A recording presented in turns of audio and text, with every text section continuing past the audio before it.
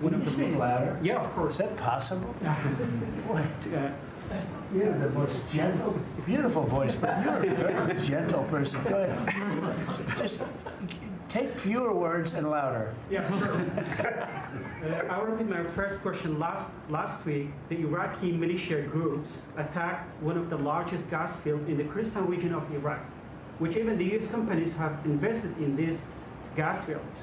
Yeah. And then, are you from Iraq? I'm from Kurdistan, Iraqi Kurdistan. Okay. Yeah, working for Ruda Media Network. And the Kurdistan region prime minister, he requested the United States to providing them some sort of defense system to defending these gas fields and U.S. investment in the Kurdistan region. Are you willing to helping them? Well, we're going to look at it. I heard about it, and I'm hearing about it more now, frankly. It wasn't at the top of my list.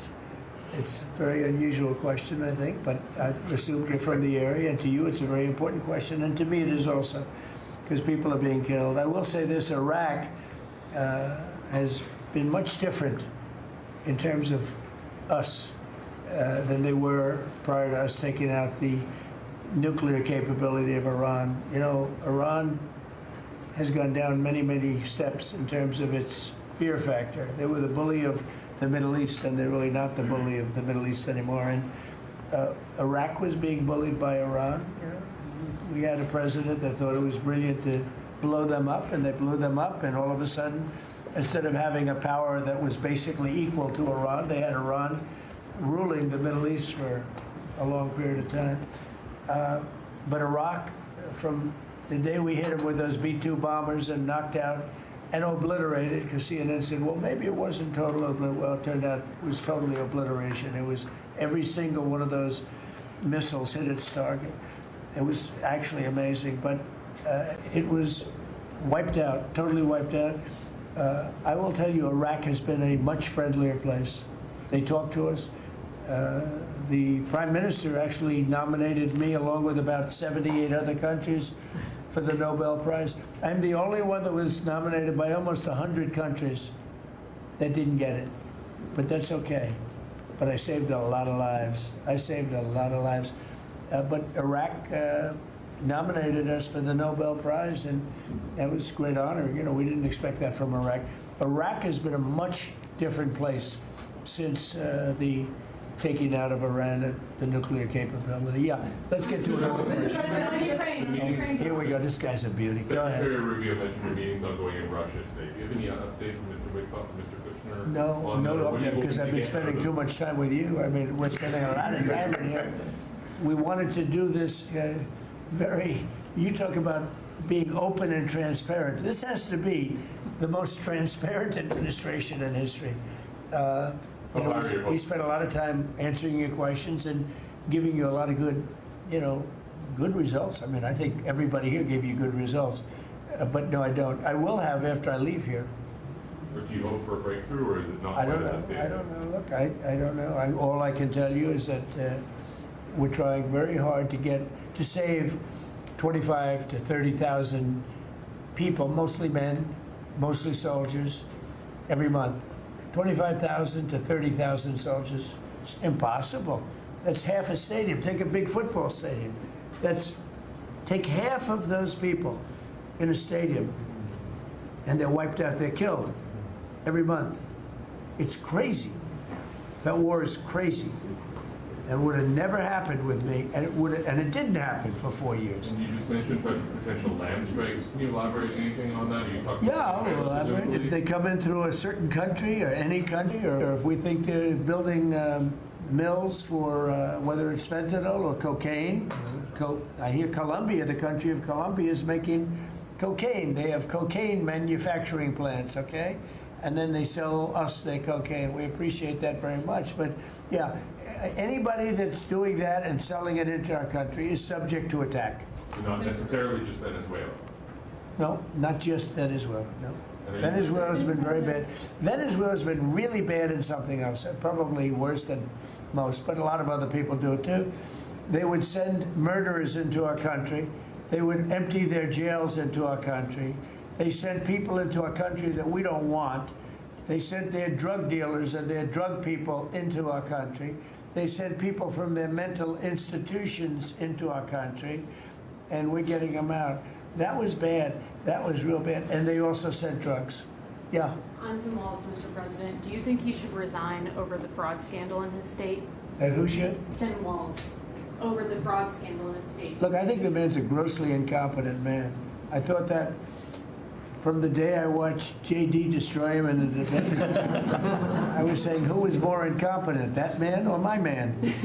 I had a man and he had a man. They were both incompetent, and I had a man and a woman. I thought she was very incompetent too, but now she's leading the field, and I think she's leading the field in this, for the nomination.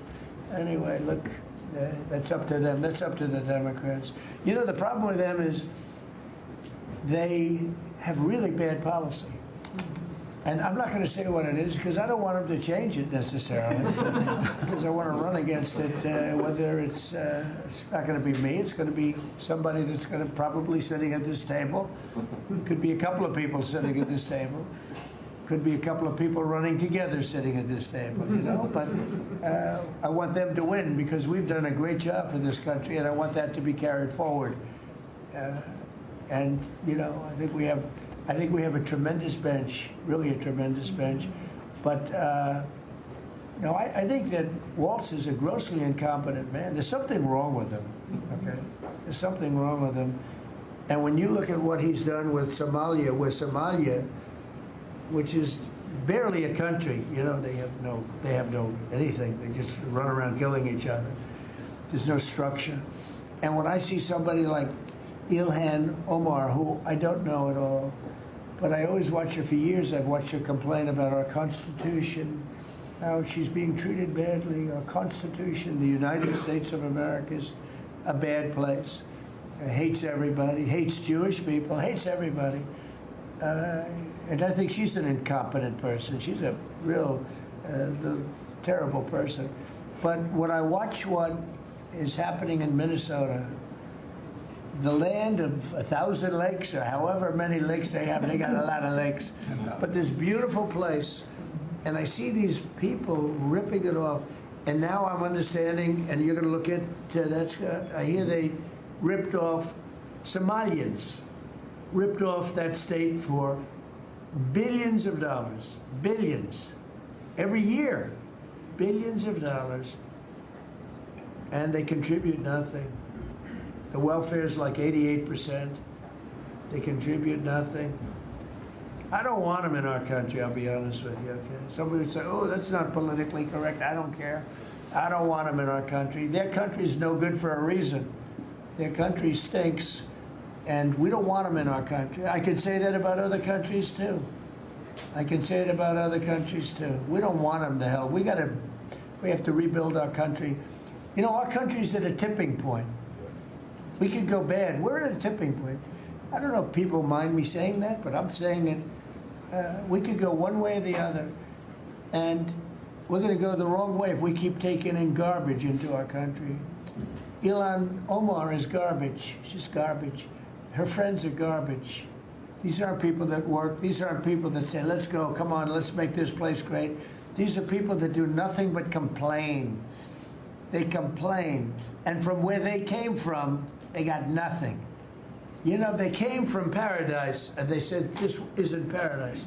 But when they come from hell, and they complain, and do nothing but bitch, we don't want them in our country. Let them go back to where they came from and fix it. Okay. Thank you very much, everybody.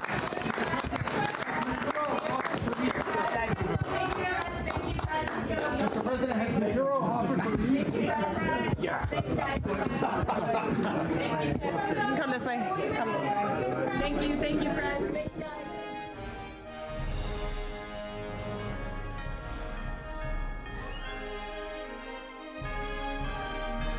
This is NTD Newsroom, live from our global headquarters in New York City.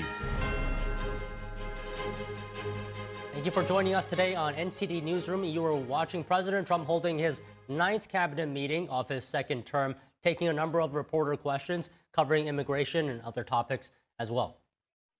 Now, tech billionaire Michael Dell and his wife Susan have pledged more than $6 billion toward the Trump administration Invest America initiative. The pledge will help so-called Trump accounts created this year under the One Big Beautiful Bill Act. As part of the legislation, the Treasury will deposit $1,000 into investment accounts for all children born between 2025 and 2028. The Dell's contribution amounts to a deposit of $250 into the investment accounts of 25 million American children. The funds will go toward the accounts of children who live in zip codes with a median family income of $150,000 or less.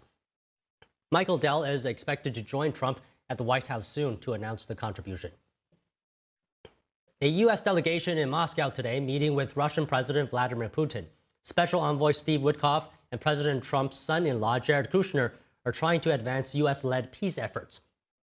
Putin commented on Europe's part in the ongoing process. According to the Russian president, European nations are angered they're not part of the process. He added European nations aren't trying to end the fighting, and they purposely make demands which Russia won't accept. We are not planning to fight Europe. I have said this 100 times. But if Europe suddenly decides to wage war against us and starts it, we are ready right now. There can be no doubt about that.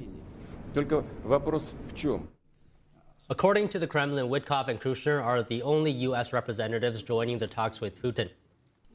Witkoff and Putin last met in August. Today's talks come just 2 days after Secretary of State Marco Rubio met with the Ukrainian delegation in Florida. The Trump administration highlights its willingness to talk with both sides of the conflict to end the fighting. Meanwhile, Ukrainian President Volodymyr Zelensky continues his visit to European countries. Zelensky is aiming to help sustain Ukraine's fight against Russia's invasion. After visiting France yesterday, the Ukrainian president is in Ireland today. He's meeting with the Irish Prime Minister and the newly elected president. Zelensky says he's expecting swift reports from the U.S. envoy in Moscow later today. That's to know whether talks can move forward or not.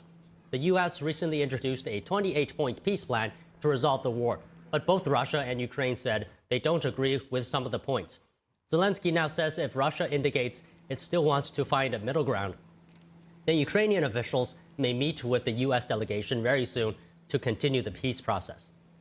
If I feel that we can count on real, specific dialogue, not just words, with some result, we will meet, and he's very welcome to Ukraine. The most sensitive things and the most difficult questions or questions with the challenges is about territories.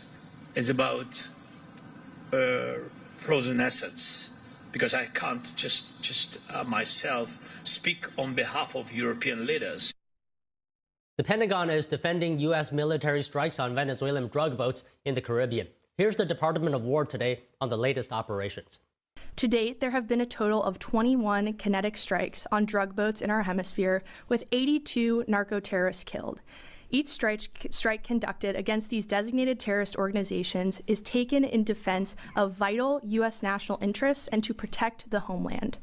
Our operations in the Southcom region are lawful under both U.S. and international law, with all actions in compliance with the law of armed conflict. These actions have also been approved by the best military and civilian lawyers up and down the chain of command. The Pentagon said it can confirm without a doubt that every single person killed on the drug boats were narco-terrorists. The department added that these boats were carrying narcotics while trying to reach the U.S. The Pentagon also confirmed that Navy Admiral Frank Bradley directed the follow-up strikes on drug boats, and War Secretary Pete Hegseth stands by his decision 100%. The War Department was responding to recent media scrutiny over the strikes. It singled out the Washington Post and criticized the outlet for attributing fabricated statements to Hegseth. Voters in Tennessee are heading to the polls today for a high-stakes special election in the state's 7th congressional district. Polls are open from 7 a.m. to 7 p.m.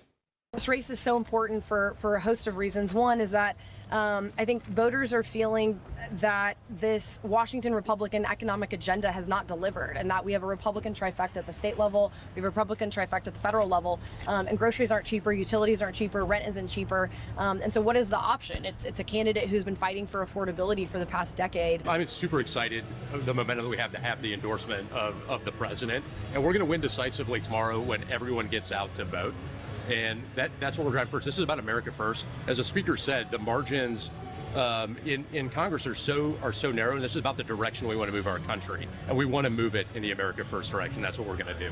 The Democrats are spending millions of dollars here. They're bringing in all their heavy hitters because they think they can flip this seat from red to blue. That is not going to happen. Matt Van Epps is the candidate, the best to represent Tennessee and Nashville in Washington, D.C. The seat was vacated by Republican Mark Green, who resigned in June for a private sector job. On the ballot are Republican Matt Van Epps, Democrat Afton Ben, and 4 independents. Both parties made a last-minute push. Republicans rallied with House Speaker Mike Johnson, Senator Marsha Blackburn, and even a call-in from President Trump. Democrats held a virtual rally featuring Congresswoman Alexandria Ocasio-Cortez and former Vice President Al Gore. A new poll from Emerson College and The Hill shows a tight race. Epps at 48%, Ben at 46%, with 5% undecided. The district spans 14 counties, including parts of Nashville and Williamson County. It has been held by Republicans since 1983. And staying on elections, former Wisconsin Lieutenant Governor Mandela Barnes is officially running for governor. Barnes launched his campaign today, entering an already crowded Democratic primary for the open seat left by retiring Governor Tony Evers. Here's more. Barnes is framing his bid as a pushback against what he called, quote, the chaos of the Trump administration, saying he will center his campaign on affordability for families. Barnes argued Wisconsin needs leaders who can, quote, get things done the Wisconsin way, focusing on lowering costs, improving access to health care, and supporting workers. Barnes stayed active politically after his narrow 2022 Senate loss through his PAC supporting Democratic candidates. His entry adds to a wide Democratic field now. The Republican field, on the other hand, is also growing, with Congressman Tom Tiffany and County Executive Josh Schoman among the contenders. Wisconsin's gubernatorial race is rated a toss-up going into 2026. Murder suspect Luigi Mangione arrived in court today wearing a dark blue suit for day 2 of evidentiary hearings. His team of attorneys is attempting to get some of the prosecution's evidence tossed before trial. The prosecution is continuing to call witnesses. They want to show the court that police in Altoona, Pennsylvania did nothing wrong when they searched Mangione's backpack and questioned him before making an arrest. The defense has asked the judge to suppress items found in the backpack because they were taken without a warrant. They're also asking that certain statements Mangione made before he was arrested not be made available to a jury. Altoona police officer Joseph Detweiler said on the stand this morning that he responded to a call from the McDonald's manager to check out a possible sighting of the New York shooter. He testified that Mangione became jittery when another officer asked him if he had recently been in New York. Detweiler said he immediately knew Mangione was the accused shooter. The prosecution is expected to call more witnesses today and up to 24 witnesses this week.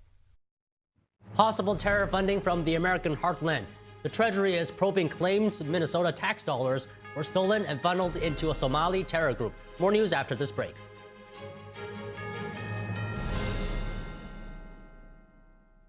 As we naturally age, many people are getting zero amount of this incredible and unique substance. That's when we start seeing an impact in our joints, skin, nails, and even our digestion. People ask me, Dr. X, what is the #1 supplement I should be taking? My answer is multi-collagen protein. People's reactions to me, people were like, what are you doing? What is going on? You look amazing. You have a glow about you. What makes Ancient Nutrition Multi-Collagen stand out from other brands? 10 types of collagen. It's grass-fed, pasture-raised with vitamin C and probiotics. It's proven to reduce joint discomfort rapidly, continuously, and persistently.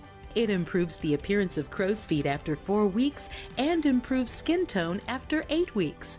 And it promotes hair thickness, growth, and a reduction in hair breakage. It has transformed everything from my hair. Like, my hair was starting to kind of just, come out, and I don't have that anymore. My skin feels amazing. Call the number on your screen and find out how to get a free bottle when you order, plus free shipping and our 30-day money-back guarantee. And as a bonus, we will include Dr. Josh Axe and Jordan Rubin's revolutionary book, Multi-Collagen Makeover, free with your order, plus free shipping and free returns. I have implicit trust in Dr. Axe because the plan worked. I'm living proof of it. This is the collagen protein that is backed by clinical studies. It's what my family uses, it's what I use, and I know you're going to benefit in a big way as well. Love the results or get your money back. This special TV offer is not available in stores. Call the number on your screen or go online now.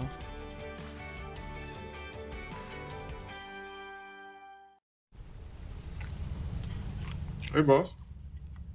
Okay? Yeah, I'm good. You sure? I said I'm fine.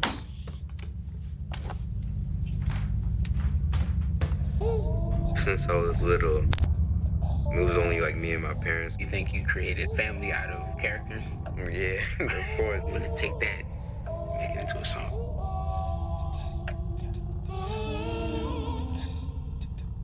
Put me to bed, see you in the morning. With the frosted Superman, but it wasn't on it. And we lost these in my head, in my head, in my head. Where you at on the way out? In my head, in my head, in my head. Hey, son. Hey, Pop. You can talk to me. It's been really, really hard for me.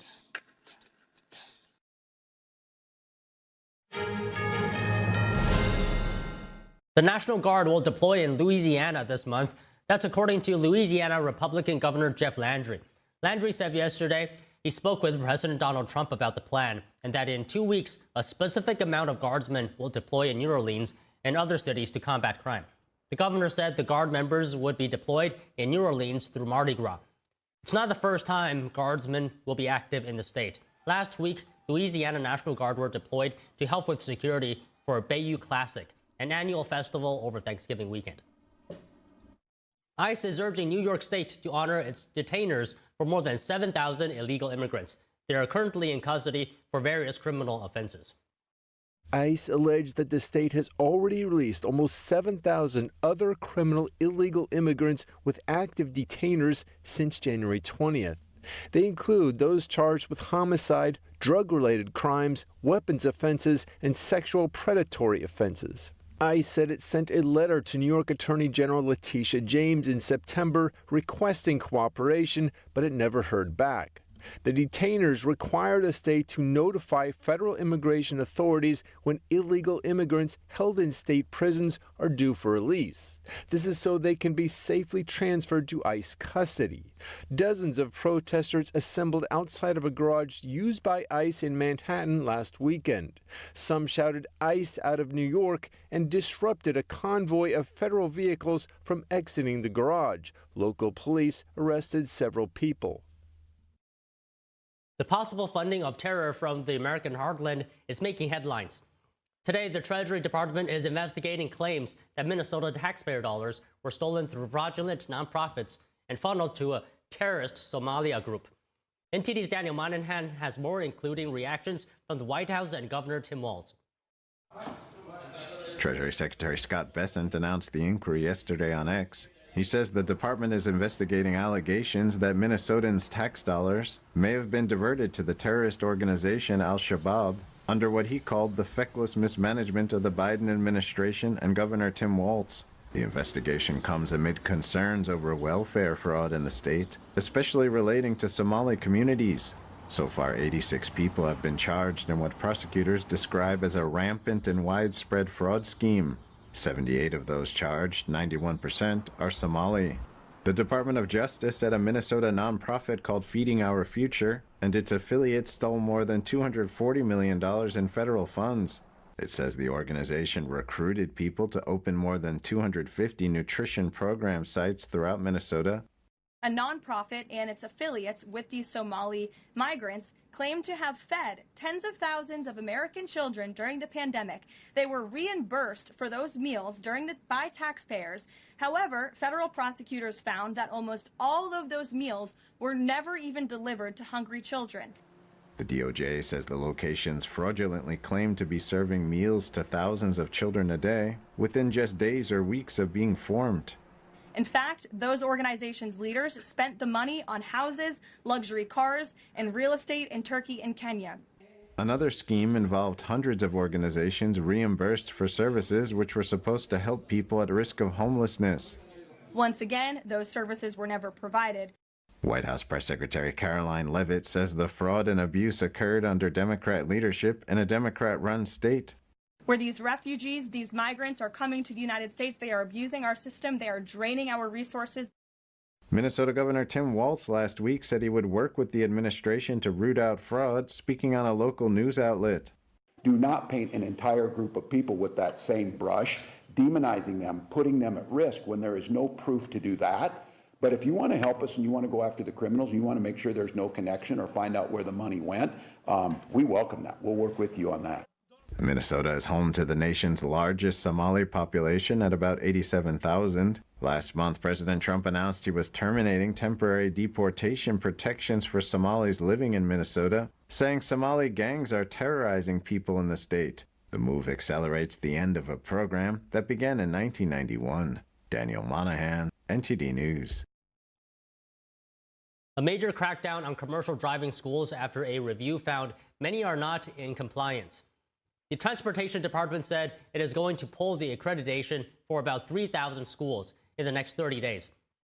That's because these schools are accused of falsifying training data, neglecting to keep accurate records, and failing to meet curriculum standards. There are 16,000 driving schools in the nation. A review by the Federal Motor Carrier Safety Administration found about half are not following government training requirements. The department said there are 4,000 more institutions on notice. They received warnings about potential non-compliance. The nationwide audit comes after a deadly crash this summer in Florida where a truck driver made an illegal turn and killed 3 people. In a post on X yesterday, Agriculture Secretary Brooke Rollins said she will be reviewing all benefit programs to ensure U.S. citizens are receiving benefits. Here's more. She wrote that earlier in the year. The Agriculture Department reminded states that illegal immigrants cannot receive SNAP benefits. She says that some Democrat-run states are not turning over the data, but that the department is, quote, using every tool to compel their compliance. In November, a number of states filed a lawsuit over SNAP restrictions. Rollins' X post was in response to an earlier post by President Trump, where the president said the refugee burden is the leading cause of social dysfunction in America. He described how the foreign population in the U.S. is at 53 million, and that most of them are supported through benefits provided by American taxpayers. Costco, the third largest retailer in the United States, is suing the Trump administration over tariffs. Here's more.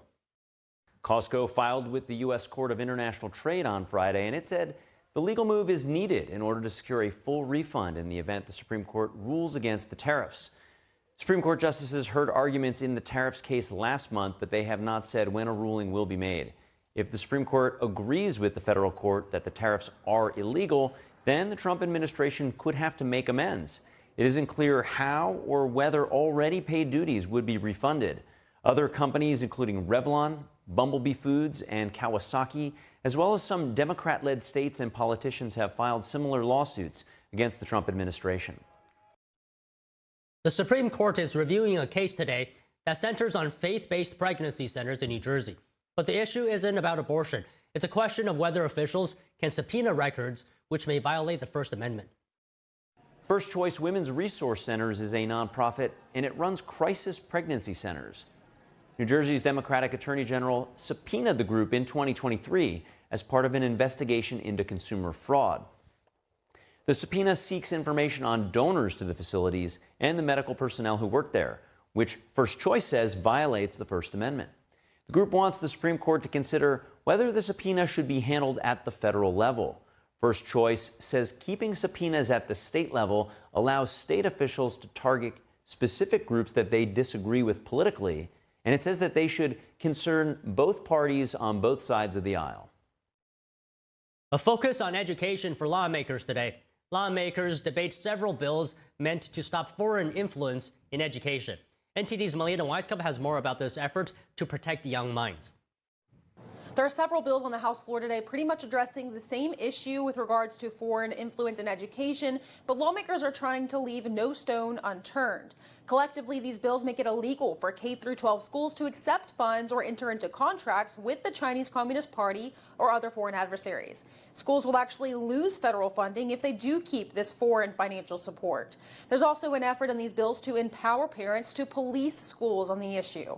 Under the bills, parents can request detailed information about foreign influence in education and if certain teachers have gotten paid by foreign adversaries. Lawmakers, of course, are mainly concerned about influence coming from the Chinese Communist Party.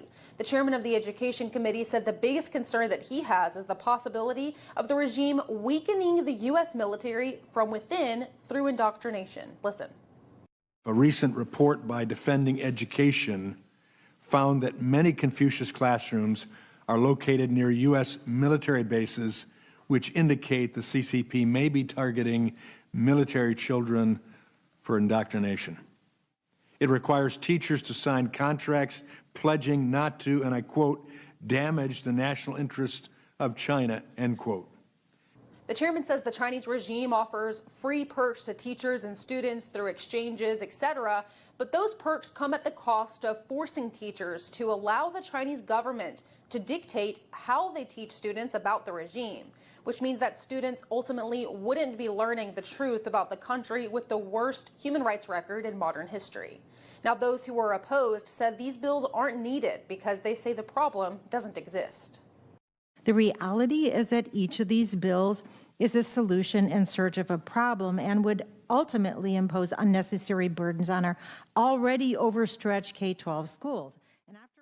But the Republican chairman said in recent years there's been evidence of at least 500 schools where the CCP has infiltrated the classroom. Now, this comes as recent polling consistently shows that Gen Z has a more favorable view of socialism than capitalism. A Cato YouGov poll from March this year found that 62% of 18 to 29-year-old Americans have a favorable view of communism. Many are starting to realize that the truth about communism isn't being taught properly to young students. In Florida, the new curriculum to mandate the teaching of the horrors of communism will start next year. Reporting from Washington, D.C., Melina Weisskopf, NTD News. Forecasters say a bomb cyclone is forming over the eastern U.S. today. That means it's a rapidly strengthening storm that quickly drops in pressure. It comes on the heels of two other recent winter storms. Here are the details. Tuesday is the day that the Northeast is going to see the majority of the snow from this winter storm. The third winter storm of this week is sweeping across the country. The record-setting doozy is hitting the eastern U.S. today. It's bringing northern snow, southern rain, and a chance for Gulf Coast tornadoes. It is going to be a wet, sloppy mess with rain heavy at times throughout parts of the southeast. Farther west, people are digging out after previous rounds of snow and ice. The FAA says some airports could see ground stops today after one at Chicago O'Hare last night. You know, you are in Chicago, you got to be ready for any storm. Officials say a child was taken to the hospital with minor injuries after this school bus crash in northern Illinois yesterday. This video from Topeka, Kansas shows school bus drivers stopping on the side of a slippery highway. Nearby Kansas City has a new daily snowfall record from yesterday. And in Minneapolis, a man is using the recent weather to build an ice castle. There's lights in the castle, there's all sorts of caverns, there's ice slides. There's going to be a little bar. In addition to the snow and rain, forecasters predict new low temperature records in some parts of the country today. The weather pattern that we're in keeps it cold for most of the week, for most of the country. The National Weather Service says the rain in Mobile, Alabama yesterday set a new daily record, and nearly 72 million people are under the winter weather alerts from the Rockies to southern New England. President Trump hosting his last cabinet meeting of the year and touting his administration's economic agenda, and the Pentagon doubling down on its strikes in the Caribbean, saying they've only just begun. More news after this break.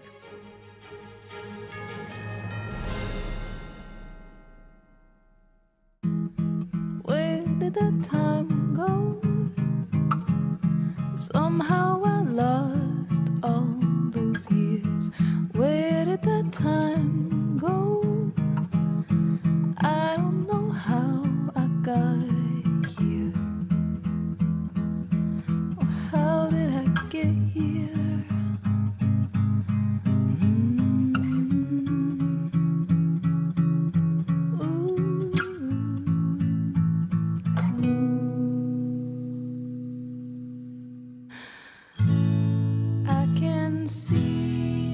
You've done the hard part. You quit smoking.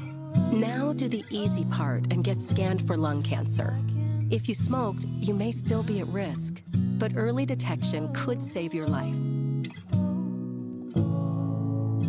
Talk to your doctor and learn more at savedbythescan.org. I was a quarterback at Hardaway High School, college first-round draft pick.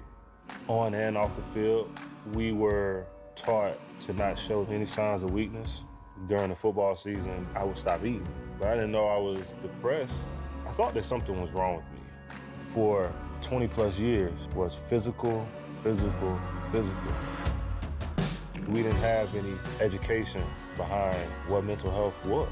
I started to learn it starts here first.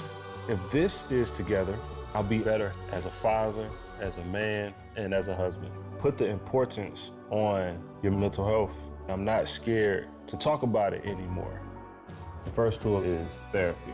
The second one is positive self-talk. And then journaling, putting your thoughts on paper. We have to redefine what being a strong man is and heal, love your mind.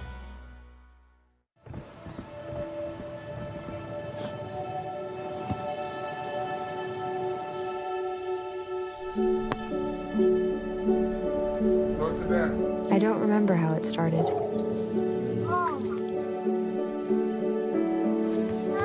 Our back and forth. Victory. Fumble. Repeat. It always came back.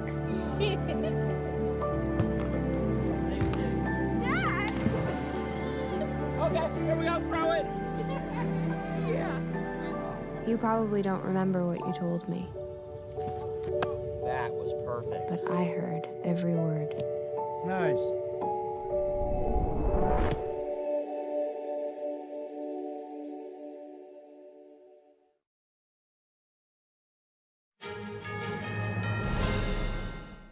President Trump is urging Israel to maintain diplomacy with Syria. It comes after an Israeli military operation near the border heightened tensions. In a Truth Social post yesterday, Trump praised Syria's interim president, Ahmed al-Shara, and warned Israel that more military action could jeopardize Syria's fragile new government. Trump has backed al-Shara as a potential stabilizing leader, meeting him at the White House in November and lifting terrorism-related sanctions.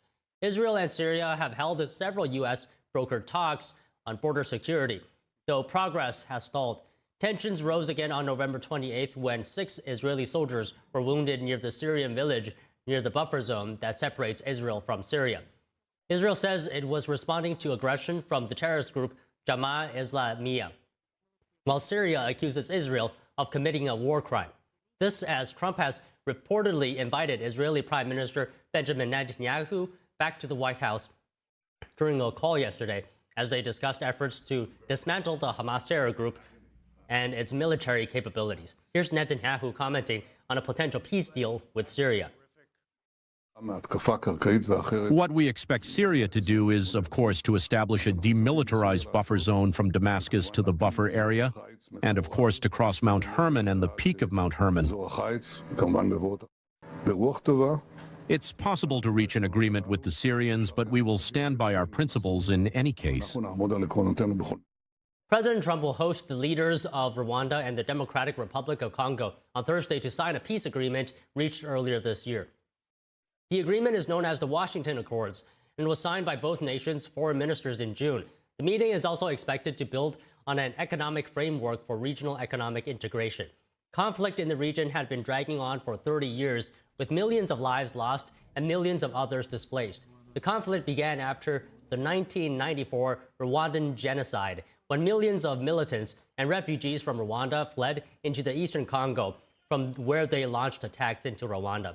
Trump administration became involved after a Rwanda-backed rebel group seized two of the largest cities in the eastern Congo in January, raising fears of a wider war. President Trump hosts his 9th cabinet meeting of his second term, with affordability taking center stage. And the Secretary of War says that its strikes on drug-carrying boats in the Caribbean have only just begun. We now go live to NTD's Washington correspondent, Mari Otsu at the White House. Mari, good afternoon.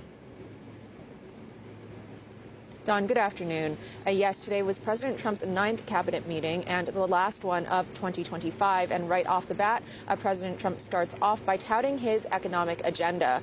He also floats that income tax could be eliminated over the next couple of years due to tariff revenue. And Treasury Secretary Scott Bessent also adds that in 2026, Americans will see what he calls, quote, very substantial tax refunds in the first quarter. Meanwhile, though, this cabinet meeting comes amid scrutiny over a boat strike that happened on the Caribbean Sea on September 2nd, exactly 3 months ago, that left 2 men alive before a second strike was ordered, killing both of those men. Some lawmakers say that Secretary of War Pete Hegseth, quote, committed a war crime by ordering that second strike, but the War Secretary denies ordering that strike, saying that he wasn't there and it was rather Admiral Frank Bradley who ordered it. Hegseth also defends Bradley for his choice, saying that the Pentagon will always, quote, have the backs of its commanders. Take a look.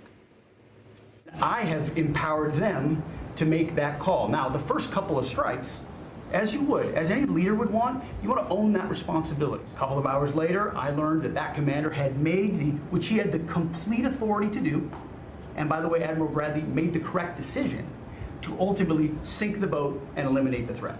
This is called the fog of war. This is what you in the press don't understand. You sit in your air-conditioned offices or up on Capitol Hill and you nitpick and you plant fake stories in the Washington Post about kill everybody, phrases on anonymous sources not based in anything, not based in any truth at all. President Trump also doubles down on the effectiveness of these strikes, saying that they save hundreds of thousands of American lives. He also adds that if necessary, the U.S. will also add land strikes to the sea strikes that they've already been using, and that land strikes wouldn't be limited to Venezuela, but rather any country that is bringing illicit drugs into the U.S. And the Secretary of War, Pete Hegseth, says that the Pentagon strikes have only just begun. Take a look. As I've said, I'll say again, we've only just begun striking narco boats and putting narco terrorists at the bottom of the ocean because they've been poisoning the American people. We're defeating narco terrorists, and we're standing. And you may say one thing, that drugs coming in through the sea by sea are down 91%. And I don't know who the 9% is. I'm not sure either, sir. But down 91% by sea. We've had a bit of a pause because it's hard to find boats to strike right now, which is the entire point, right? Deterrence has to matter, not arrest and hand over and then do it again, the rinse and repeat approach of previous administrations. This is coming as President Trump confirms that he spoke with Venezuelan President Nicolas Maduro over the weekend, although he did not say what they discussed in that call. And last week, the Trump administration also designated formally Maduro and allies of his government as members of a foreign terrorist organization. Don, back to you. All right, Mari, thank you. Drug traffickers in Mexico, Colombia, and Venezuela are scrambling after China says it stopped exporting fentanyl precursor chemicals. That's according to FBI Director Kash Patel, who tells our sister media, the Epoch Times, that the threat of tariffs is keeping the Chinese regime in check. NTD's Washington correspondent, Jack Bradley, has the details. When we surveil and monitor and investigate these folks, we see that they are complaining about not having the necessary ingredients and mechanics to make fentanyl. But that is an immediate impact that they haven't complained about in years. FBI Director Kash Patel says drug traffickers in South America are struggling to find the chemicals used to make fentanyl after the supply from China has run dry. Last month, China issued export restrictions on 13 fentanyl precursor chemicals as part of the recent U.S.-China trade deal. Patel says that this leaves cartels with no other alternatives to produce the deadly opioid. And that pipeline being shut off is forcing drug traffickers to scramble, which we're seeing, for alternatives. And here's the good news. They know and we know there aren't any. That's why we came up with this list. As part of the U.S.-China trade deal, President Trump lowered the fentanyl tariff on China from 20 to 10%. And Patel says that this gives the U.S. tariff leverage over China so that they can uphold their end of the deal. The Chinese Communist Party has not lived up to its promises, whether written or verbal. How can you be so sure that this agreement will be honored by the other side? Because the Chinese government wants additional tariff relief and that tariff relief to maintain, they are going to have to come to the table and continuously show the results with us. And if there isn't, or they violate that agreement on this particular issue, they know the consequences from the president are going to be severe in terms of tariffs and other matters. In another development, European companies are increasingly moving their sourcing out of China due to China's export controls. That's according to a new survey by the European Union Chamber of Commerce in China released on Monday. The group's president says in a statement, China's export controls have increased the uncertainty felt by European businesses operating in the country, with companies facing risks of production slowdowns or even stoppages. Out of over 130 companies, more than a third say they plan to work with suppliers outside of China, while most say they're not sure how to respond to China's export controls. In October, China expanded export restrictions on rare earths, batteries, and other equipment. Those export restrictions were placed on pause for 1 year as part of that trade deal between the U.S. and China, and that doesn't just apply to the U.S. markets, but expands into the European Union. Reporting from Washington, D.C., Jack Bradley, NTD News. Former Honduran President Juan Orlando Hernandez was released from a U.S. prison yesterday. His wife said on social media he was released after President Trump pardoned him. He was serving a 45-year sentence for drug trafficking and arms charges. President Trump has said Hernandez's trial was set up. He said he was called a drug dealer because he was president of the country. Hernandez governed from 2014 to 2022 and was arrested shortly after leaving office. The release came days after a presidential election in Honduras. Trump has backed conservative National Party candidate Nasri Asfoura, who is from the same party as Hernandez. The party forged a close partnership with the U.S. under Hernandez. Asfoura and his nearest challenger are very close in vote counting. New York City Mayor Eric Adams meets with incoming Mayor Zohran Mamdani. The 34-year-old assumes office January 1st. More news after this break.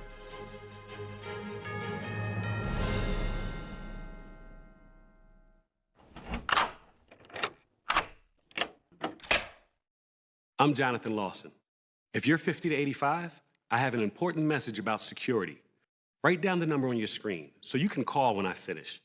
The lock I want to talk to you about isn't the one on your door. This is a lock for your life insurance, a rate lock that guarantees that once you're insured, your rate can never go up at any time for any reason. But be careful. Many policies you see do not have one. But you can get a lifetime rate lock from Colonial Penn. Call this number to learn more. This plan was designed with a rate lock for people on a fixed income who want life insurance that fits their budget and is simple to get. Coverage options start at $9.95 a month, less than 35 cents a day. Act now, and your rate will be locked in for life. It will never increase, guaranteed. This is lifelong coverage that can never be canceled as long as you pay your premiums, guaranteed. And your acceptance is guaranteed, with no health questions. You cannot be turned down because of your health. Call for your information kit and read about this rate lock for yourself. You'll also get a free beneficiary planner. Both are free with no obligation. Don't miss out. Call for information, then decide. Read about the 30-day 100% money-back guarantee. Don't wait. Call this number now. Call now and you'll also get this free beneficiary planner. Use this valuable guide to record important information and your final wishes, and it's yours free just for calling. So don't wait. Call 1-800-357-4821 for your free information. That's 1-800-357-4821. There's no risk or obligation. That number again is 1-800-357-4821.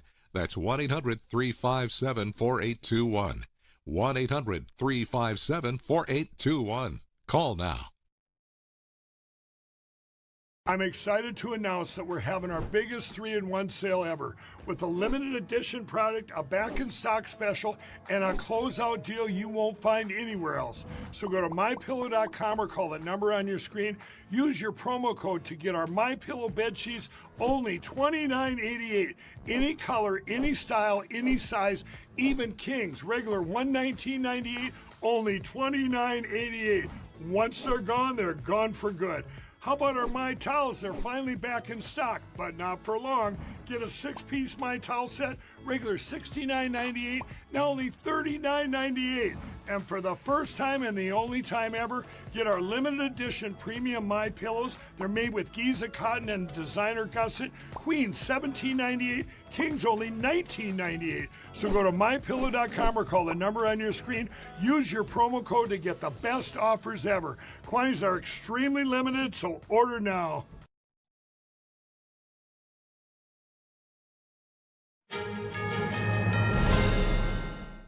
Today, New York City Mayor Eric Adams met with incoming Mayor Zohran Mamdani. Here's what Adams had to say about the transition ahead of the meeting.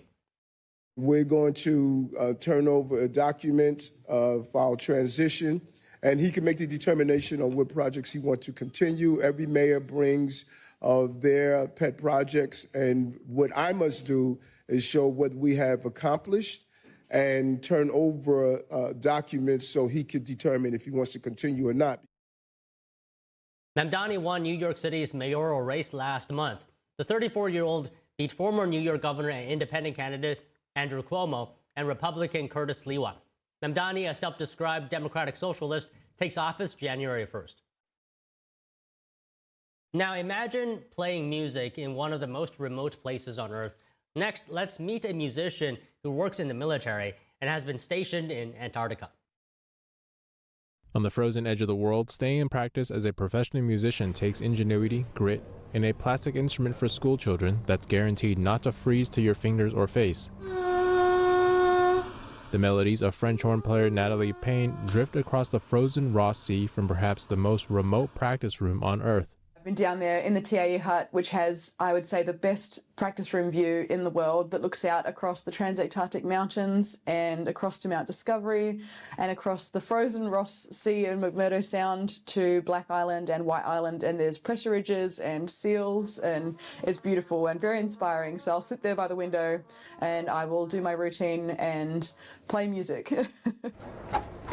Payne grew up in the hot, dry climate of Adelaide, Australia, where she dreamed of visiting the frozen continent as a scientist. She studied music at university instead, putting Antarctica out of her mind. Years later, however, as a musician in New Zealand's Navy, Payne learned members of the country's military were stationed in Antarctica to support the work of scientists. When I asked about it, I was like, oh, who gets to go? And my recruit instructor was like, oh, actually, anyone from the New Zealand Defence Force can apply because they're called purple plot postings. So you just have to have the right qualifications and you compete for it. And if you get selected, you can go. It doesn't matter what trade. It took 4 years of unsuccessful applications before Payne landed a posting as a communications operator. It's a consuming job, worked in 6-day stretches that leave little time for music. In whatever window she can find, Payne squeezes in scales and mouth exercises, going to great lengths not to disturb others on the round-the-clock shifts. And it was designed to be a beginner brass instrument for children, so it was like super compact, super light, plastic, very durable, nowhere near as much maintenance required. Her presence has delighted Scott Bass, and she has provided live music for ceremonies, such as the changing of the flag, instead of the usual tunes from a speaker.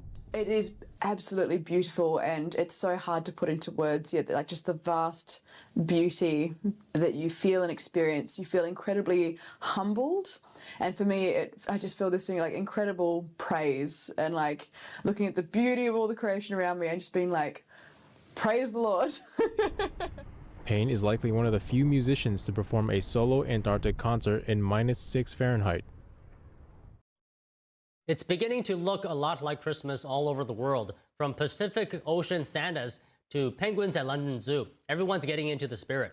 In Peru, Santa traded his sleigh for a reed boat. Festive fishermen kicked off Christmas by offering free rides. Locals got a holiday treat watching the Red-Suited Santas parade, the iconic boats that have been used for centuries. Meanwhile, in London Zoo, penguins are getting into the spirit as well. with an advent calendar full of their favorite snacks. These Humboldt penguins may waddle like toddlers on land, but underwater they turn into sleek speedsters. Originally from Chile and Peru, Humboldt penguins are facing dwindling numbers in the wild. Their special penguin advent calendar is part of London Zoo's Magic of Christmas event, which runs until January 4th. Animals at the Brookfield Zoo in Chicago played in what looked like a winter wonderland. Take a look here. Footage showed Tim the brown bear rolling in the fresh snowfall, while some of them couldn't get enough of the fresh snow. Others seemed less impressed. Bison blanketed in snow, woolly coats protected them from freezing temperatures. What is the taste of a snowflake? Amanda Gray and Hudson, the polar bear, seem to be conducting a full experience review. Emerald leopard cub and American wolf apparently enjoying the wintry conditions as well. Forecasters said Chicago receives about 10 inches of snow over the weekend, but is expected to be spared from more until later in the week. The Dell family is pledging more than $6 billion toward the Trump administration's Invest America initiative. The contribution will help support so-called Trump accounts for American children. President Trump will make an announcement on this soon. We'll bring it to you live after this break.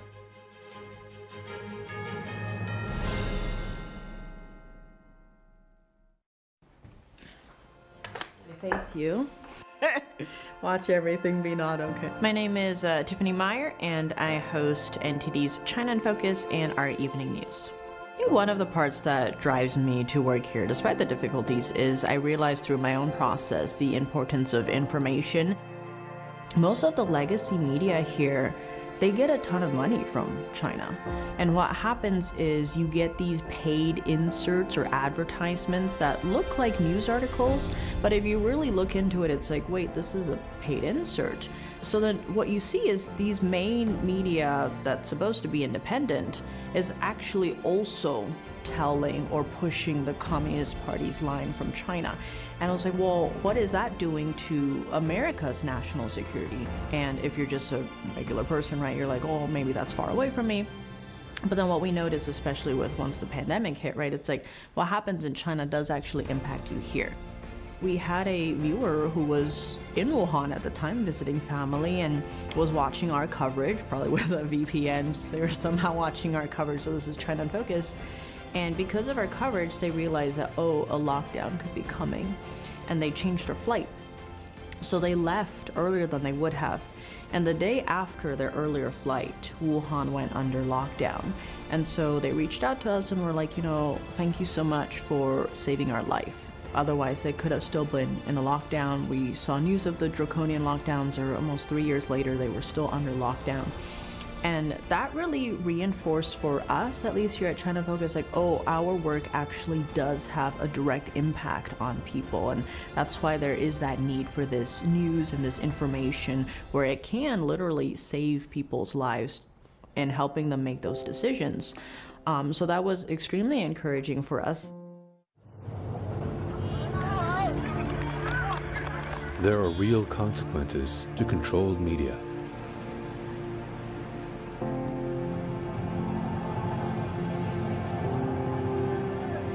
And NTD's founders know them firsthand. Our freedom of thought is the price. This is the lesson that guides us in everything we do. Yeah, so there's the tear gas there. We know the value of a free society. And we take seriously the responsibility to preserve it. We are NTD.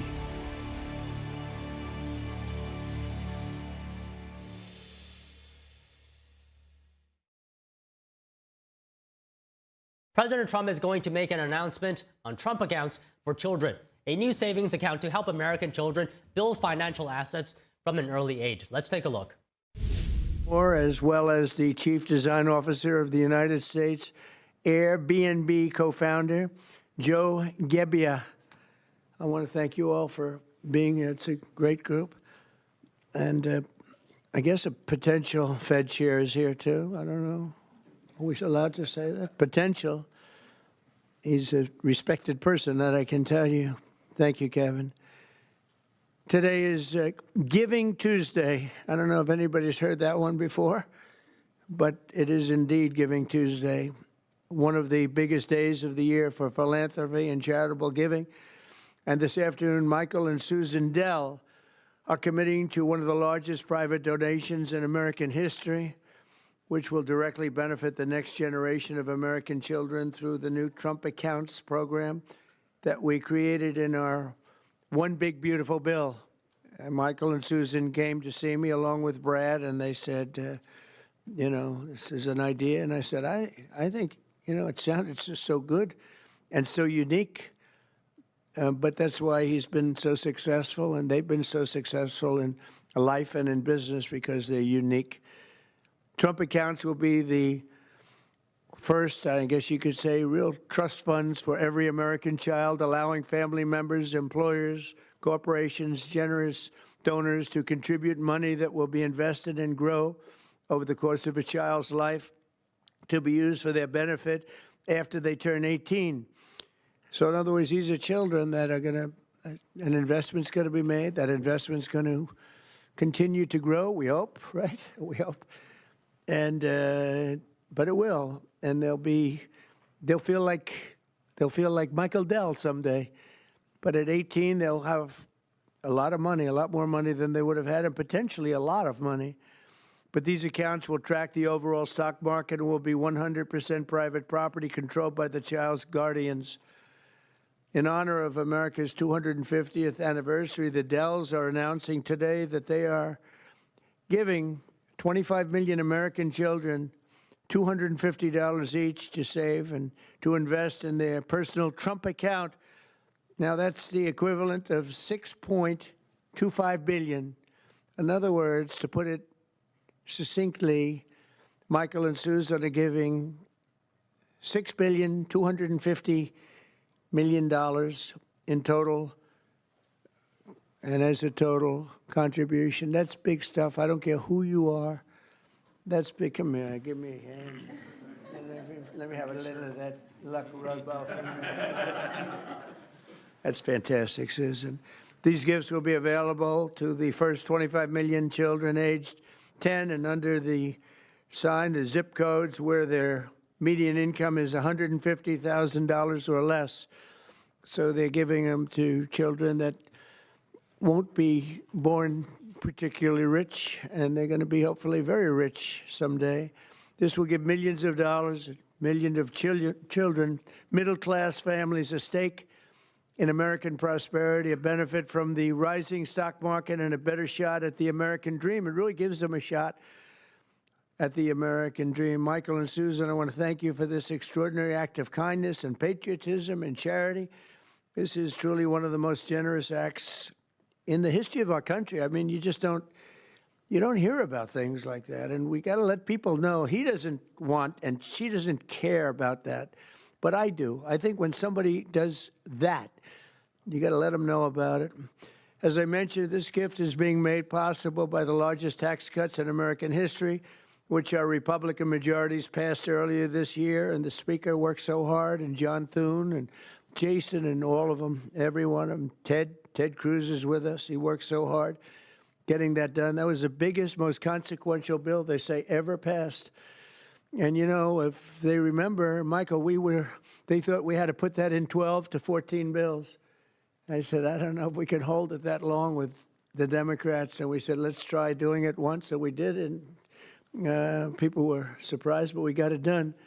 So I congratulate you guys. Amazing job. Under that bill, the federal government will also automatically be making a one-time seed contribution of $1,000 into the tax-deferred Trump accounts for every newborn U.S. citizen, fulfilling a promise I made in the 2024 campaign. Trump accounts should grow to be worth many thousands of dollars by the time the child is 18, and even more by the time they are 20 or even 30 years old. We think it's going to be something really unique and really special. We hope many others will follow Michael and Susan's example and make their own contributions. I'll be doing it too, to the next generation, including businesses, churches, philanthropists, family members, and parents themselves. I think we're going to have a lot of people, Susan. I think a lot of people are going to be contribute. A lot of people are watching us right now. They might not be $6 billion plus, but there'll be a lot. There aren't too many people that are in the 6 billion range, but there'll be a lot. A lot of friends of mine have already told me they're going to contribute a lot of money, and a lot of them are going to leave a lot of money in their wills, so that's very important. And as you watch us today, I hope you'll be doing that. Contributions to Trump accounts will also be a great benefit for employers to offer their workers, which they'll be able to do tax-free. It's tax-free. We expect hundreds of major companies to announce plans to contribute to these accounts in the coming months, and we've had tremendous interest in that regard. So the Trump accounts will be available starting on July 4th next year. And Michael and Susan, to you again, it's an amazing act of just incredible everything. I mean, the life you've led to be able to do this, even to be able to, a lot of people have a good heart, but they can't give $6.25 billion.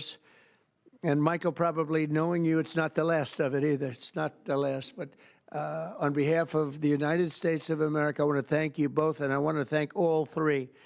But I want to thank you both because you've been friends of mine, and it's a spectacular couple. This is really an amazing people. These are unique. And I'd like to have you come up and say a couple of words and tell us what you have in mind, because what you have in mind is good. Thank you very much, man. Thank you. Thank you, sir.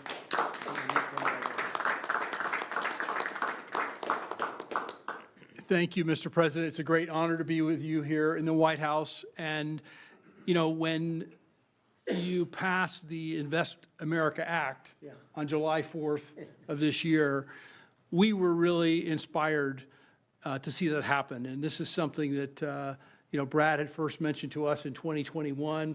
We thought it was a great idea then, and it's amazing that it happened. And we also saw that this act would become a platform. And, you know, we believe the smartest investment that we can make is an investment in children. And this act has created a platform for families and friends and communities and companies and philanthropists to contribute to these accounts to create a savings and opportunity and hope and prosperity for tens of millions of children in this country. And Susan and I are super excited to announce our $6.25 billion gift to 25 million American children, 10 and under, and our gift will cover most of the children that are 10 and under that are not part of the federal program, the 0 to 2-year-olds, and who also live in zip codes where the median income is $150,000 or less. And I have spoken with a number of other wealthy Americans, philanthropists, and we are confident that others will join us because we all understand the incredible impact that a gift like this can have on the lives of young Americans. So again, it's a great honor for us to be here to be able to announce this. You know, when I was 8 years old, I got a passbook savings account, and I had, I think, about $8 in it. And you go to the savings and loan, and you give them a quarter, and they'd stamp your account. And I got to see the power of compound interest early in my life. And that has brought me here to this moment. And hopefully will inspire that kind of opportunity for many more young people in this country. So again, thank you for the privilege of being here. Thank you, Michael. Thank you, Susan. So beautiful. Thank you very much. Susan, would you like to say something? I'd just like to say how excited we are to be a part of this. We believe that when children have a future that they can see is worth saving for, then that will help build hope and opportunity and prosperity for generations to come. So we're so excited to be doing this and hope to have many people join in our efforts. Thank you so much. Thank you, Susan. So beautiful.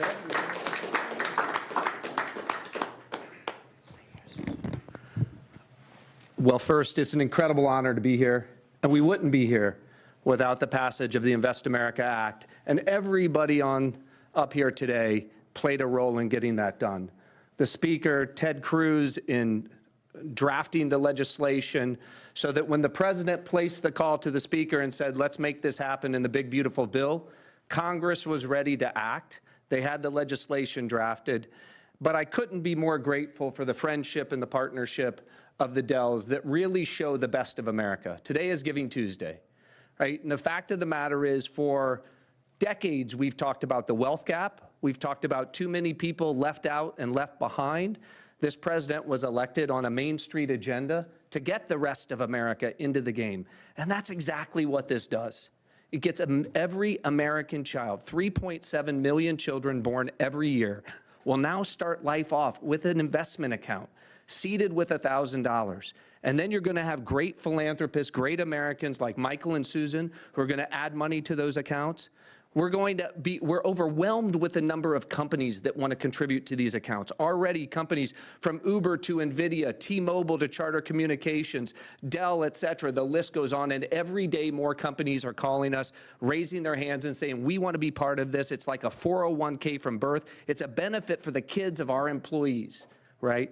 Major philanthropists. But I think what this is going to unlock is the power of families. Moms and dads Venmoing and Apple Paying and $5, $10, right? And getting these kids into the game. When we had the roundtable at the White House earlier this year, Dara Khosrowshahi, the CEO of Uber, said, you know, after fleeing Iran at the age of 9 with nothing, he came to America because it was the land of hope. And he said what the Invest America Act does is it bottles up hope for every child in America. Whether you're in rural Mississippi or rural Indiana, where I came from, inner city Trenton or Compton, you're now in the game, right? That act alone, I think, reinvigorates the American dream. It reinvigorates the idea of free market capitalism. Too many people are losing faith in you, sir. By passing the Invest America Act and getting all these kids into the game, this is a transformational act in this country forevermore. Every child starts off life in the game with a piece of the American dream compounding in the upside of America. So thank you for having us here. I think the secretary first. I defer to the brains. Good afternoon, everyone. And I think this is a major change in philanthropy and for American working families. It is the merging of President Trump's agenda of parallel prosperity, Main Street meets Wall Street. For the next 5 years, every child born in the U.S. will get a $1,000 Trump account that will be with them and compound for the next 18 years. Treasury Department with other branches of government is going to do financial literacy, and we are going to make sure that all American families have a stake in the success of the United States of America.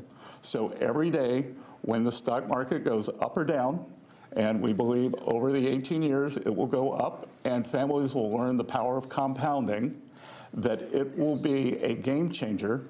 People who have a stake in the system and become more and more vested in the system, they do not want to bring down the system. They want to make it better. So I think we will look back on today and know that these Trump accounts, they have started a new age of the capitalism and market interest for the whole country. I also think that it is a game changer, as we're seeing with Michael and Susan Dell today, that Americans are the most generous people in the history of the world, and the Trump accounts will provide a vehicle for philanthropists such as Michael and Susan and many more to contribute. And at Treasury, we are working, so Michael and Susan want to do it for children born in the past 10 years, a certain income level. As Brad said, it can be tailored, it can be to employees. It could be a philanthropist could adopt a state, they can adopt a school, they can adopt a zip code, they can adopt a street. And so we will constantly see these accounts be topped up. For those of you on the Treasury, will be running this on the operational side. For those of you who would like to, you can go to trumpaccounts.gov today and see the homepage that has a basic outline. These will become operational on July 5th of this year. And we will have families start signing up for them. So, and that homepage will answer all the questions on eligibility and investments. And then finally, today we're here on Giving Tuesday. Michael and Susan have led the way, but I think that there's a chance that every Tuesday can become Giving Tuesday as more and more philanthropists see the power of this, of giving to American families, giving to American children, and giving everyone a stake in our great economy. So thank you very much.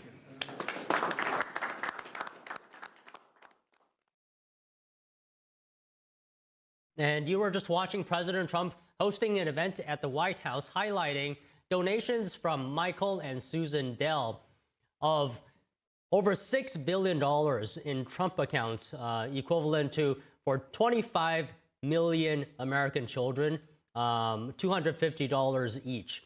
All right, next. ICE is urging New York State to honor its detainers for more than 7,000 illegal immigrants. They're currently in custody for various criminal offenses. Here's more. ICE alleged that the state has already released almost 7,000 other criminal illegal immigrants with active detainers since January 20th. They include those charged with homicide, drug-related crimes, weapons offenses, and sexual predatory offenses. ICE said it sent a letter to New York Attorney General Letitia James in September requesting cooperation, but it never heard back. The detainers required the state to notify federal immigration authorities when illegal immigrants held in state prisons are due for release. This is so they can be safely transferred to ICE custody. Dozens of protesters assembled outside of a garage used by ICE in Manhattan last weekend. Some shouted ICE out of New York and disrupted a convoy of federal vehicles from exiting the garage. Local police arrested several people. The U.S. Department of Agriculture will examine all government assistance programs to ensure only legal citizens receive benefits. Joining us to discuss is Andrew Arthur, Fellow in Law and Policy at the Center for Immigration Studies and former immigration judge. So, Andrew, good afternoon to you. Can I just ask you, does the law allow or not for non-citizens, for example, asylum seekers, to receive benefits? So when it comes to asylum seekers, they are not eligible to receive benefits. Once they're granted asylum, they automatically become eligible for means-tested public benefits, SNAP, TAMP, public payments like that, Medicaid.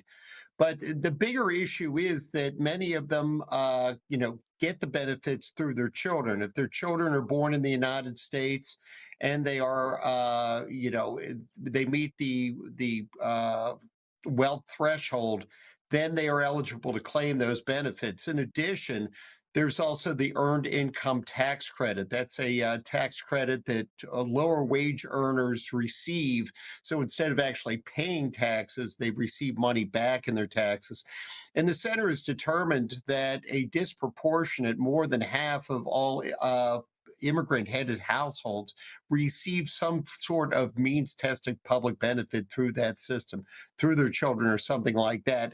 But the bigger issue is that we want to make sure that nobody is fraudulently claiming U.S. citizenship or some other status that would permit them to obtain those means-tested benefits and to defraud the American taxpayer of that money.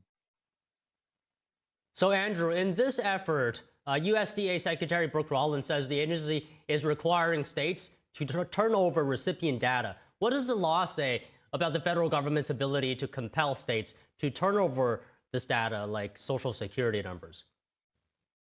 So there's currently a lawsuit going on right now. A consortium of states are opposing that, but about 28 states and Guam have voluntarily complied with that requirement. And according to preliminary accounts, we haven't actually seen any data on this.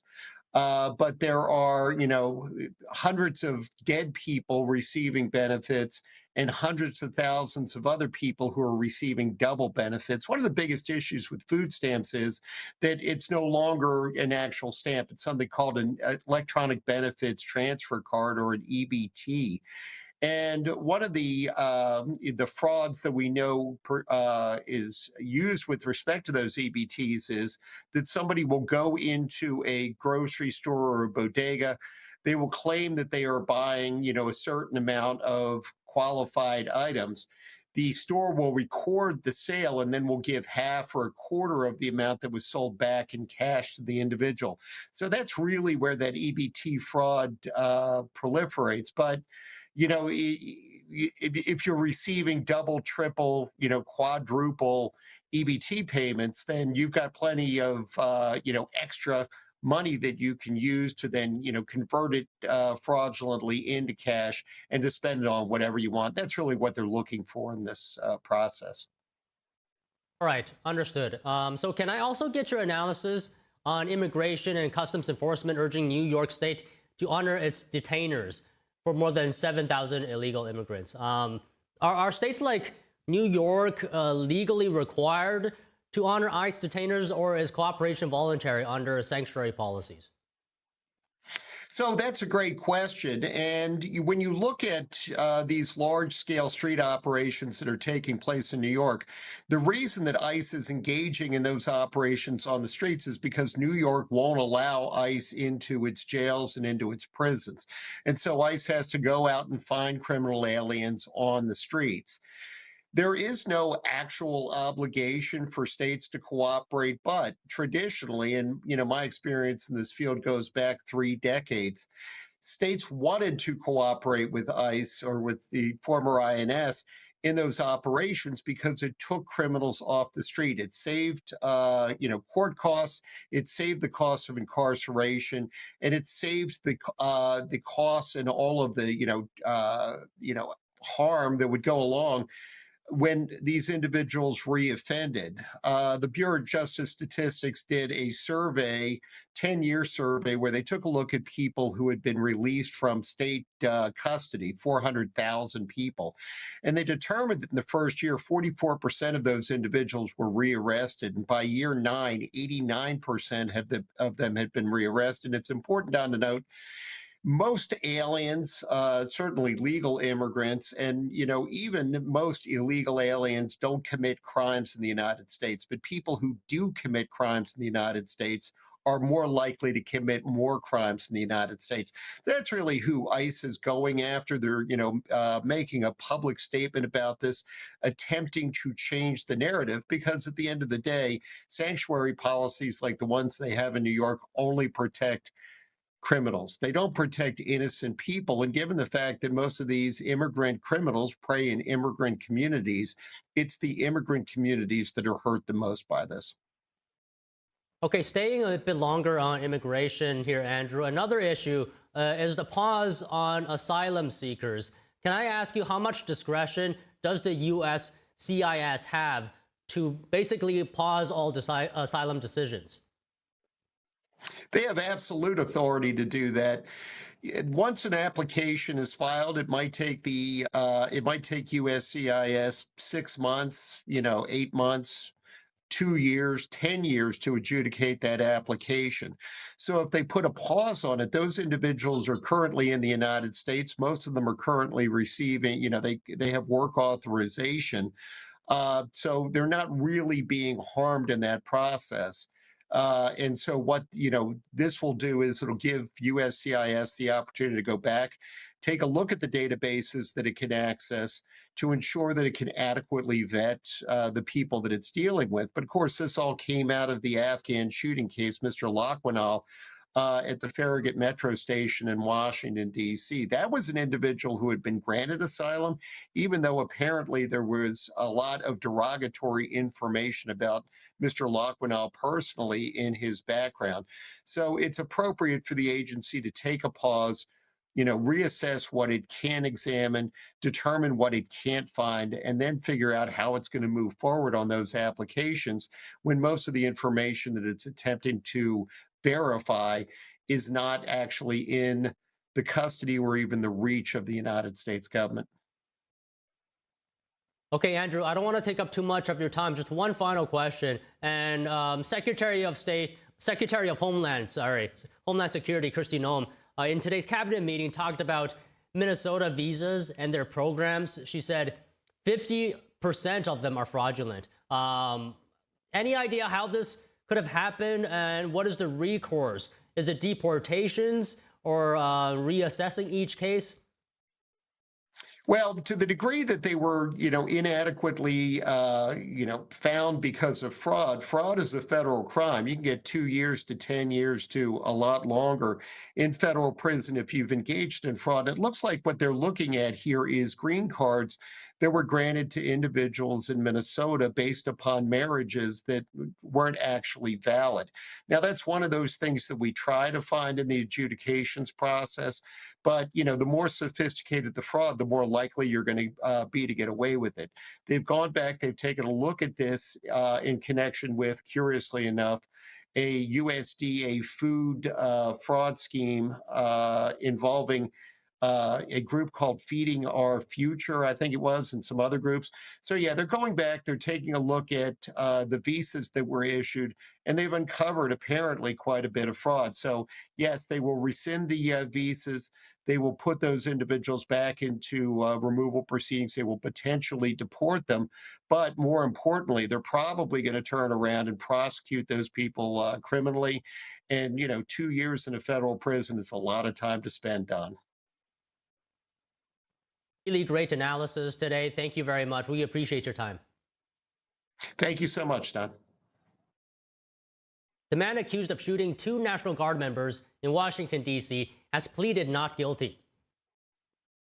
The suspect appeared virtually in court from a hospital bed. He is accused of shooting 2 National Guard troops last week near the White House. Sarah Beckstrom died from her injuries, and Andrew Wolf remains in critical condition. The suspect has been charged with murder and assault with intent to kill. He pleaded not guilty to all counts. The judge has ordered him to be held without bond before his trial, which is scheduled for January 14th. Possible terror funding from the American heartland. The Treasury is probing claims Minnesota tax dollars were stolen and funneled to a Somali terror group. Find out more after the break.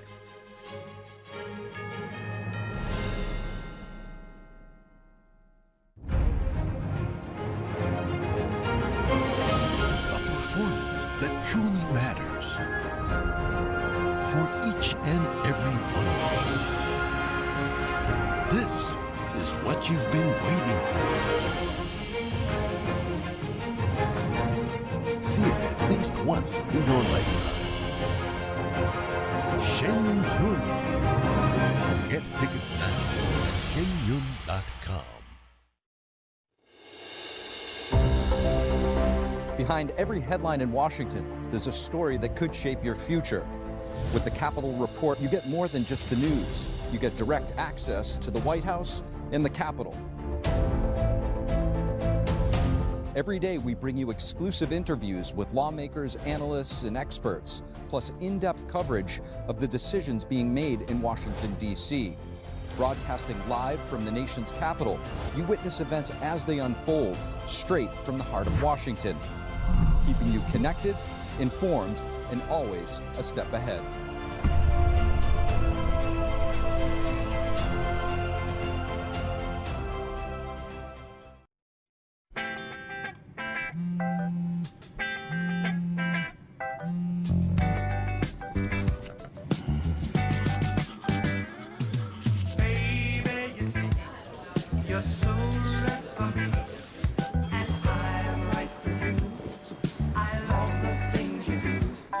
Like sweet taste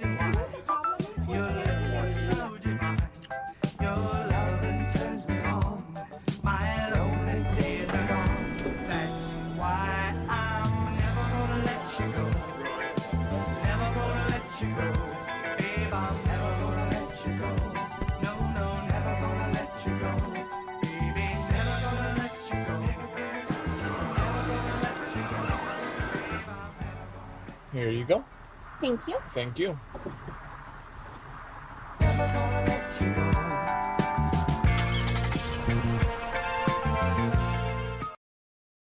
I've stayed hidden for decades, but I had to come back because they started selling Folicious at Walmart. This isn't your average soup. It's made with real beef tallow and fresh spices. They think I survive on berries and bark, but this is real pho with real broth, and I'm never going back. They followed the smell of the pho. I gotta move. If they find this stash, it's over. Folicious. Restaurant quality, anywhere.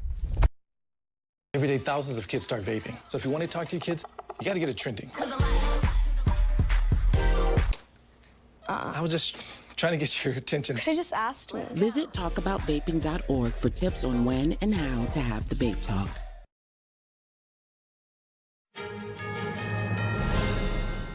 The Treasury Department is investigating claims that Minnesota taxpayer dollars were stolen through fraudulent nonprofits and funneled to a terrorist group in Somalia. NTD's Daniel Monahan has more. Treasury Secretary Scott Bessent announced the inquiry yesterday on X. He says the department is investigating allegations that Minnesotans' tax dollars may have been diverted to the terrorist organization Al-Shabaab under what he called the feckless mismanagement of the Biden administration and Governor Tim Walz. The investigation comes amid concerns over welfare fraud in the state, especially relating to Somali communities. So far, 86 people have been charged in what prosecutors describe as a rampant and widespread fraud scheme. 78 of those charged, 91%, are Somali. The Department of Justice said a Minnesota nonprofit called Feeding Our Future and its affiliates stole more than $240 million in federal funds. It says the organization recruited people to open more than 250 nutrition program sites throughout Minnesota. A nonprofit and its affiliates with these Somali migrants claim to have fed tens of thousands of American children during the pandemic. They were reimbursed for those meals by taxpayers.